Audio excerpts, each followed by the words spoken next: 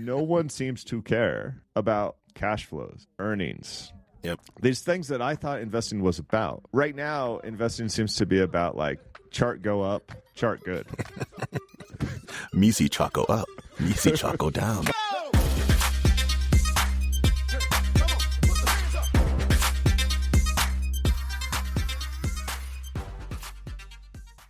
This podcast contains the arguably witty banter of two friends, Skippy and Doogles, that like to debate about investing.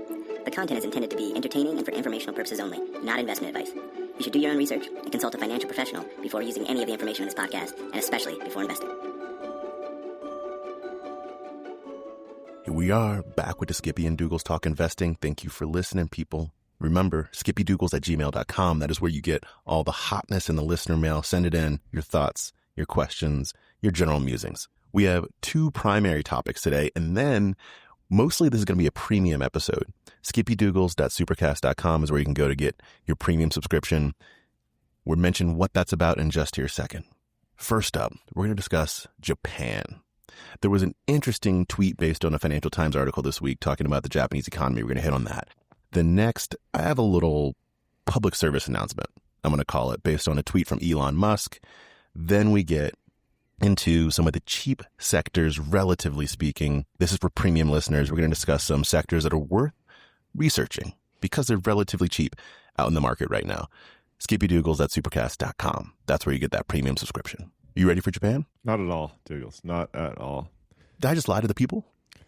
One of the things I like to do on the show is throw shade at Warren Buffett. And I just want to say, that Geico sucks. All right. Wow. I'm fired up. This week, I spent multiple hours of my life, hours, dealing with home insurance stuff. Okay. And shout out to all the people that have done that because it's the worst thing in the whole world. Were you dealing with claims? I bet just like you, luckily not claims, premiums. Okay. I bet just like you, my homeowner's insurance has probably doubled in the past 5 years. Is that true? Well, I didn't have homeowner's insurance 5 years ago, so I don't know. Yeah, it's gone from 0 to 100% of what I pay today. Stop it. So I decide that I'm switching insurance providers, as anyone would. And I call up my friends at Geico to ask them to cancel my old policy. Mm-hmm. And they pull we love our customers. It's like calling Comcast back in the day, right? Oh, my goodness. We love our customers, but get this. We don't even offer homeowners insurance. We can shop it around for you. So they waste 30 minutes of my life and then tell me that they can get close to the quote that I got online that I already wasted an hour of my life. Here is my PSA, Douglas. Okay. If you're so great, if you care about your customers so much, if you buy 500 ads for every college football Saturday, you know what you could just do? You could proactively shop around every year. And instead of doubling my rates, you could say, look, we found this and it's half price. You should probably switch with this company. And you know what? We could do that for you. It's idiotic. Here's my argument. And what would keep me loyal to any insurance provider is if they did that proactively. If your situation hasn't changed, but your rates have just doubled, and they said, we're looking around at our buddies over here who will do it for you half, save you thousands of dollars a year. If they did that proactively, I'd be fired up. Yeah. I mean, that's just service. Not really, though, because didn't happen, Douglas. So Geico sucks. That's the rule. A couple quick other things. I promised to do shout outs to our worldwide listeners two episodes ago. The United Kingdom is coming in strong. And I can't say I'm surprised because they're at least English speaking. But some other names on this list, Canada and Germany are holding strong. But we have Bulgaria and Slovakia. I just totally butchered that. Are you making up countries? Hanging in with Ireland and Australia. This is really fun to see. But I also want to know where our friends in Costa Rica have gone. I mean, come on now. Come on back. Baby, come back. Come on back. Okay, one other PSA, maybe two, actually. I have received listener mail requests specifically to break down James Franklin's contract and to break down, this is from our friends in Big Ten country, the $2 billion private equity deal for the Big Ten. Yes. But I know Douglas won't let me talk sports the entire show. So if I'm collecting a list, if there's other college football coaches that you'd like to see hired, send that our way, and we'll do maybe a whole half of an episode where we just talk about firing people because that's fun. Okay. But not today. You guys should see the look on Doogles' face right now. He's so bored. I'll do whatever you want. I mean, I'm just going to show up. You tell me what to talk about. My favorite take of the Big Ten private equity deal is that people have no idea what's happening, and pretty soon Purdue will play soccer for some Division II Western Germany league. It's so great. Last thing. I promise not to talk about a bubble this week, but I went to like a 20-person investor meetup this week, probably 50 slides. I mentioned this to you over text, Doogles. Yep. It's incredibly interesting. Lots of good analysis, lots of stuff we talk about on the show. What did not happen at all was anyone talking about fundamentals or earnings. Why would we talk about earnings? This is amazing to me. This is the psyche. I feel like these 20 people I was sitting in the room with are a decent representation of your retail investors today, and some high net worth investors as well. Like, not these people are smart, PhDs and such, but no one seems to care about like cash flows, earnings. Yep. These things that I thought investing was about. Right now, investing seems to be about like chart go up, chart good. Me see Chaco up, me see Chaco down. Am I wrong? I just tried to do a sanity check on this one. Is that what you're seeing? I mean, I think we're all seeing that out in the market right now. Long term, everything you're talking about is absolutely correct, that it still matters. Cash flows matter, earnings matter. In the next 10 years, it's going to matter a lot. In the next 10 months, who knows? Because in the last 10 months, it hasn't seemed to be. Cash flows, I sent you a chart of companies that had no revenue and were worth $10 billion out in the market. How are you going to get cash flow when you got no cash coming in the door? It's obviously not the thing. It's a narrative, hopes, dreams, potential wishes. One company in particular that was on there is Oklo, and they're like a nuclear company. And someone that sits on the board of that company is our current Secretary of Energy. So I think that probably has something to do with the narrative that's going out there. That has nothing to do with their cash flow because they have zero of it. So it's not surprising, but I do think what you're saying is completely indicative of our time right now. I just saw a chart this week since the April lows when everyone freaked out about tariffs. Non-profitable companies have outperformed profitable companies by almost double. Wow. I mean, it is just hopes and dreams. And reminds me of that great Silicon Valley episode where the VC dude's like freaking out that they might get some revenue because he's like, no, you don't want revenue. Yeah. A few of these companies that their stocks are performing where have some revenue. They certainly don't have profits, but I think hopes and dreams are so much easier to sell if everything behind the scenes is completely opaque. A few of these companies might have some revenue. A few. There's oh a my few goodness. Oh my goodness. All right, I got one shout out too, and then we'll get to Japan. Here's the shout out. So someone sent me a note. They were a little bit upset because a couple weeks ago when we discussed that GQG.com on steroids piece, they had also sent that in. We had, I think you specifically discovered it on your own, and we talked about it, did not mention it as listener mail. They did not appreciate not getting a shout out. So I would just like to say, Bob, thank you for also sending that in. I apologize for not recognizing you at the time. Listen, Bob, Doogles manages the email box, and it's completely his fault. That's all I can say. It's not untrue. It's not untrue. Okay. Are we ready for Japan? Yeah. Give it to us. Oh, all right. So what this is based off of is a tweet. And I'm going to read the tweet, and then we'll go into a little bit more detail. The tweet says, what leaving debt to future generations looks like in reality, currency depreciation, a lowered standard of living, and quote-unquote economic humiliation. And what they link to in this tweet is a Financial Times article that talks about tourism in Japan.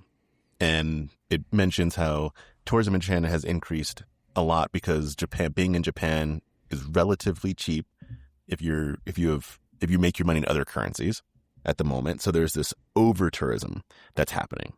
And that apparently is not sitting well with a lot of the Japanese folks. That is the premise. Anything to add to the premise before I go on?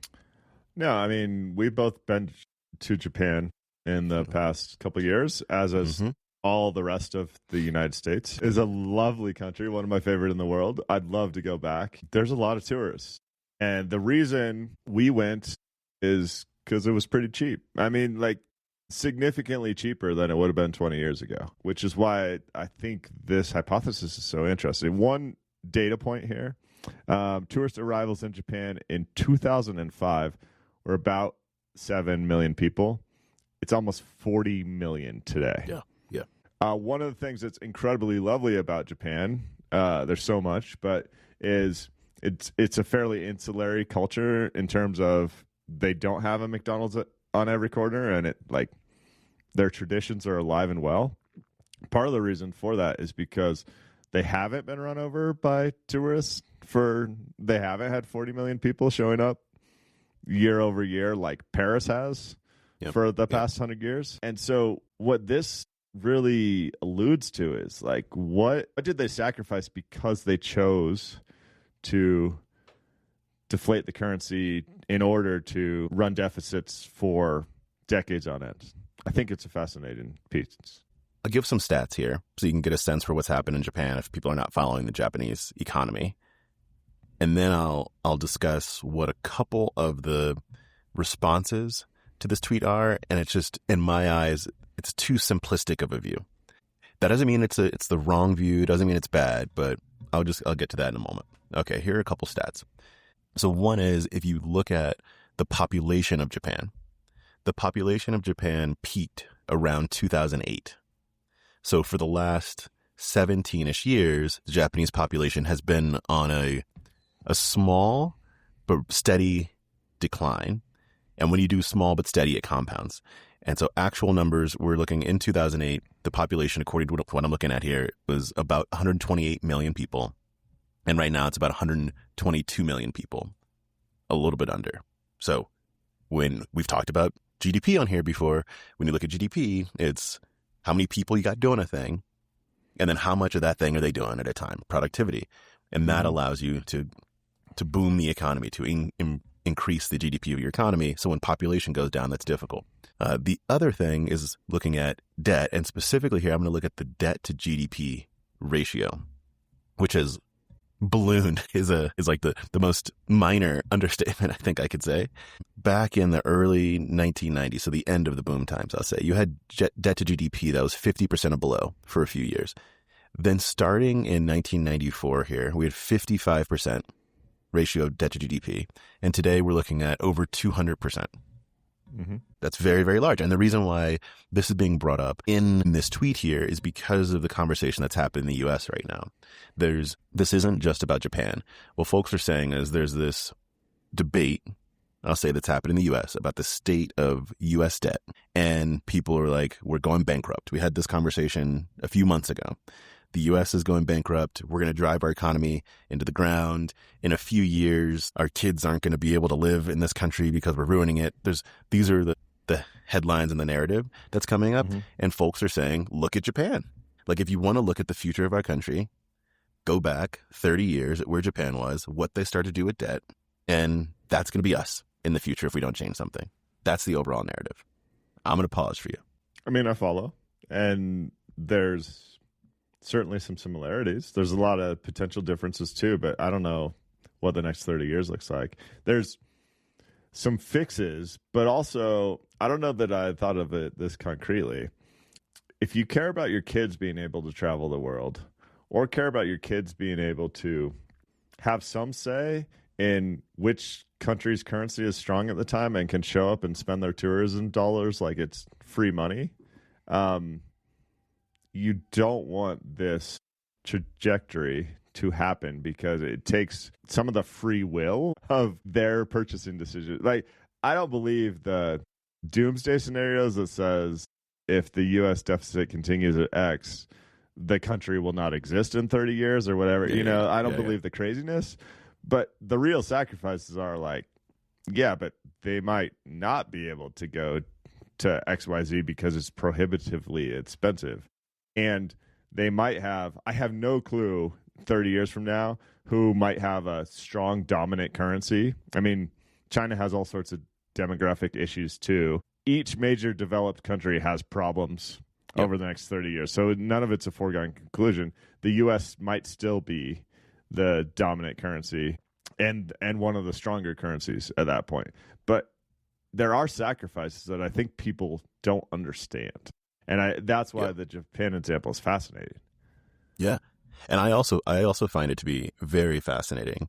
And the point that I was making around the narrative, you hit on part of it, like the doomsday narrative that exists. Is I'm not saying that that's not true. Again, just like you, I don't know what's going to happen in 30 years. Mm-hmm. But there's so much nuance. And as you always talk about complex adaptive systems, when you take one variable, you can't say this variable is going to lead to ... whatever you want to say next. That's way too simple. The reason I brought up the population piece is just to put another variable out there, because that's important. Yeah. If the Japanese population had been going wild, we'd also be looking at a different scenario right now. I don't know what that scenario would be, but it would be different. I can tell you that much.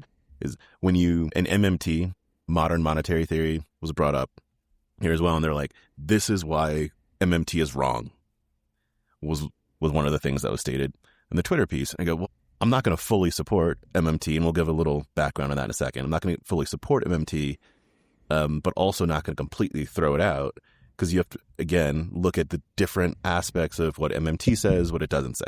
And I'm going to give a high level. We talked about it as well a few months ago, which I'm not sure which episode that was, but we can put it in the show notes. The high level of MMT, at least as it pertains to this, is that if you have a country that prints its own currency, like the US does, like Japan does, like England does, you're the currency issuer, that just looking at something like debt alone, just looking at something like the deficit alone doesn't tell you enough, because you can't go bankrupt because you can print your own currency. Like, you can always pay off whatever you need to do. And that doesn't, what people, I think, take from that sometimes when you look at that narrative and go, okay, so you can just have as much as debt. MMT people to say, have as much debt as you want. And like, it doesn't go that far. It says there are things to worry about, but it's the outputs, not the inputs, that matter. So like, inflation's a big thing to look at. And inflation, the simple definition we always give on here, is it's too much money chasing too few goods. So MMT also says, if you're going to put a bunch of money in the system, if that's going to be too much money, you have to take it out somehow. That could be taxes. Like, you just need some way for the money to come out before it hits the inflationary point, but you still have to watch inflation. There's an interesting book there called The Deficit Myth, Modern Monetary Theory and the Birth of the People's Economy, that's not perfect, but provides a more provocative view of printing money is okay. So I just wanted to mention that. And the thing that I believe were the things, maybe I'll even say, that I think are that are missing in this argument is there's so many cakes that we want to have and eat right now. And we have to think about how all these things interact with each other. And when I say we, I don't mean every individual in the country, but I do mean the way we're positioning the government. So I'm not trying to make this political. It's just like the way that what we look after. So, for example, we're discussing debt, we're discussing the deficit, we're discussing tariffs, we're discussing blocking a lot of immigration. Like, all these things impact one another. We are probably not going to increase taxes for those that have the most money and the most spending power right now. And so you have to look at how all these things kind of impact each other to then say we could be Japan in a whole bunch of years. Like, it's just not that simple. You mentioned how complex it is. It's also very simple. Hard work and delayed gratification lead to increased optionality down the road. There's a lot of ways that the government financial situation does not match your household's financial situation. But one thing that is true is hard work and delayed gratification lead to more options down the road. If we take shortcuts for the next 40 years, there will be less great options for that generation. That doesn't mean doom and gloom. That doesn't mean they can't have a happy life. It doesn't mean any of those things. It might mean that the currency falls like Japan's, loses 45% of its value against the world reserve currency in a 10 to 15 year period. Could easily mean that. It can be pretty simple. Hard work and delayed gratification means holistically for the government's monetary policy is you spend about what you bring in, right? Yeah. That's pretty simple. We're not doing that. And when you go over what you bring in, have effective ways of spending. Just understand what you're spending it on and have that support the future. Have that support the delayed gratification. look at what your country might need in 10, 20 years and start to invest in what that would be. But again, I think to your point, it's everything in moderation. It's probably except in sometimes, but I do think that that's right. And in the way that this also impacts the day-to-day for individuals is to one of the reasons why I think it is hard for folks is that when you take something like, and this is going to be a broad swath, but you take something like immigration, and if we say like day-to-day, where that's being felt is I am having a hard time, I not being Doogles, but as everyday American person, I'm having a hard time finding a job, keeping my job, getting the wage that I want. And so I would like to have less competition for that job, especially coming from outside the country. That's how it impacts the average American. And then if you look at the system as a whole, you say more people in the country able to produce more goods, then there's a lot of factors, but could have an impact on inflation because, again, inflation's too much money chasing too few goods. So if we are not able to produce as much in the country, then inflation becomes more likely. Then you add on something like tariffs that become more inflationary, and these things just start to impact each other. So we're not necessarily Japan, but I do think it's a fascinating case, as you were mentioning. Like it's something useful to look at and study. The point here, that last point you're making is more debt can be good if we're a startup country. And what I mean by that is we expect our population to grow rapidly over the next 30 to 50 years. Yep. So if we're at 350, 400 million today, and we think we're going to be at 700 million or whatever, do the debt to GDP calculations, do the potential growth of GDP with a country that's twice the size. It's a drastically different equation. Yeah. But like you said, that's a decision you have to make. And what that could mean for your average citizen, this isn't even really about the U.S., is it could mean you could take on government debt, provide services today that will be paid off down the road when the country's twice the size. But if you decide, and I'm not saying Japan really decided this, it's so complex, right? If your demographics are such that your population is not growing or shrinking, the debt that you issue today becomes more costly because GDP is very likely to follow that population trend. Mikey drop. Okay, can I give I'm going to call it a PSA. It's not even really a PSA. It's a mini rant that has nothing to do with business, economics, or investing. And I apologize to you ahead of time because you will probably not enjoy this. But I do think it gets to the point. Here's the way I'll connect it to the last thing we talked about. High-level hyperbolic statements are not helpful. Sometimes they are. If it's Geico sucks. I mean, sometimes. Okay, that's so spit it out already. Tell me about Elon. Okay, so Elon Musk put this tweet out. I'm going to read this verbatim. It is so rare as to be shocking in recent years to see a straight white man as the hero, not counting movies based on comic books created last century or made by Tom Cruise. What he's referring to is in movies, it is now so rare that he's saying it's shocking for the straight white man to be a hero. This is a reaction. Elon's very anti-woke. I honestly don't know what woke is. Like, I should probably look it up, but it seems to just be like this large negative anti-straight white man thing. And Elon's very anti-woke. So I read this and I was like, I can understand how this it can get people pretty triggered. I can imagine, because similar thing to what we talked about a bit with when we were talking Japan around what people are feeling in their everyday lives. And we, for hundreds of years, going back to, people may recall, we had slavery in this country. Going back to that point where we had a system that effectively said there was a certain group of people in the country, basically straight white men, who were dominant. Women weren't allowed to vote, couldn't really own property, people that were not straight white men. We had that for so long. And now, over the last 5 years, and the pendulum swung like real hard after the murder of George Floyd in the other direction. Like, it swung like too hard, too fast. Like many, I think, could probably say, where you went like, oh, my day-to-day as a straight white man is now looking less optimistic than it was before. Welcome to one view into the life of someone that's not a straight white man for the last few hundred years, just to be clear for people. Okay. But anyway, to go back to this in particular, so I was like, maybe I have kind of missed something here. So I just went, who were the best actor nominees for the last 3 You years. did research, didn't you? I knew you were going there. And this hypothesis might not be true, is what you're going to tell me? I didn't do deep research because I didn't look at every movie that's been created. Sure. But I just went like, what is the most celebrated? And just looking, this is just for men. What's the most celebrated? And that's Oscars. So I just looked at the last 3 years. Research is really aggressive. I did 3 Googles. Like, this is not a lot. Okay. So in 2023, Best Actor nominees: Brendan Fraser in The Whale, Austin Butler in Elvis, Colin Farrell in The Banshees of Inisherin, whatever, that Irish movie, Bill Nye in Living, and Paul Mescal in Aftersun. Okay, I'm just going to, if people don't know who they are, Google them. Okay, let's go to 2024. I only know like 2 of those names. I assume they're white. All of them are white. Okay. I don't know for sure all of their sexual preferences, so you can go and look at that. We don't care either. If you go to 2024, Paul Giamatti in The Holdovers, Bradley Cooper in Maestro. Oh, here we go. Coleman Domingo. Okay, there's a black man. We have found ourselves a black man.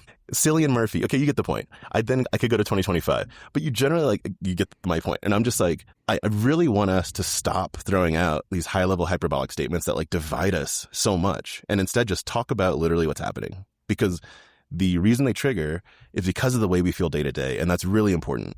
And I think we need to talk about the way that people feel day to day, but not throw out the hyperbolic statements that are not attached, in at least directly, I think, to the reality. That's it. It has nothing to do with business, economics, or investing, but I saw it and it got me going. I think it might. I mean, there were several Irish actors on your list there, and we're pretty big in Ireland, the podcast. So I think wherever the podcast hits, if you listen to the podcast, you are bound to get nominated for an Oscar. I think that's what I've heard. I hear you. I don't have much. I mean, it's frustrating, but man, as a friend, I'm telling you, if you get fired up by people's hyperbolic statements, that mute button on your social media might be better than the emotional torment that it gives you, because that's not going anywhere anytime soon, I'm afraid. Yeah, I know. I just want us to look at the truth.